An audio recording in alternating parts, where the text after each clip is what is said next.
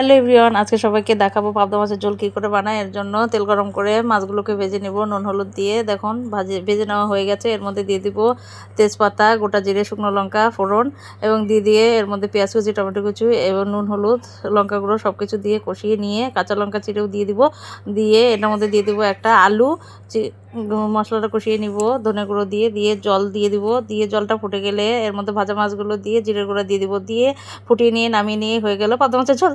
Hello everyone, আজকে সবাইকে দেখাবো পাবদা মাছের ঝোল কী করে বানায়। এর জন্য তেল গরম করে মাছগুলোকে ভেজে নেব নুন হলুদ দিয়ে। দেখুন ভেজে নেওয়া হয়ে গেছে। এর মধ্যে দিয়ে দিব তেজপাতা, গোটা জিরে, শুকনো লঙ্কা ফোড়ন এবং দিয়ে এর মধ্যে পেঁয়াজ কুচি, টমেটো কুচি এবং নুন হলুদ লঙ্কা গুঁড়ো সব কিছু দিয়ে কষিয়ে নিয়ে কাঁচা লঙ্কা চিরেও দিয়ে দিব।